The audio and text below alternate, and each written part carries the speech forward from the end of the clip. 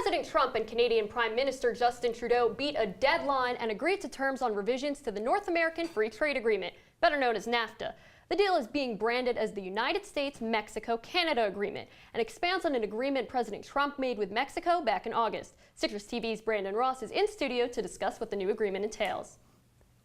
Yeah, Galat, the new agreement has been branded as the United States-Mexico-Canada Agreement, or USMCA for short. The main point of this new agreement is to address concerns from the original agreement. This was agreed to and ratified in 1993, and the goal is to drastically reduce the tariffs with Mexico and break down other non-tariff-related trade barriers with Canada, and boy, did it pay off. Trade barriers with the two countries demolished and international trade volumes completely skyrocketed. However, President Trump had issues with the 24-year-old agreement, and he made them known during his 2016 presidential campaign.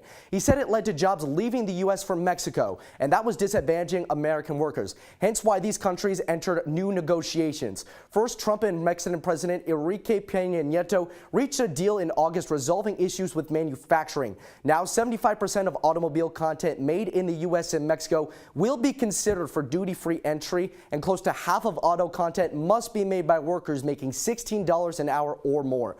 But there were several sticking points left to resolve with Canada, and there was a deadline. The deadline was actually at 12 a.m. this morning. The goal was to reach and pass a new agreement before Peña Nieto leaves office on December 1st. In order for that to happen, a deal needed to be submitted to Congress before the clock struck midnight, and thankfully Trump and Canadian Prime Minister Justin Trudeau agreed to that pact last night, just hours before the deadline struck.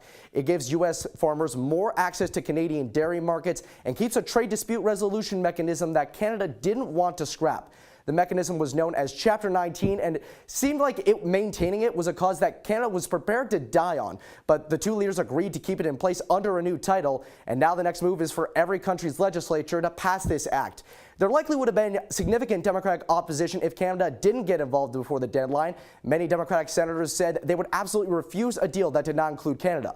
And Trump said he would not be afraid to send a deal that only included Mexico if a deal with Canada could not be reached. But even with this finished product, reports indicate that passage and ratification could still be a significant challenge. Galat, Jack, back to you.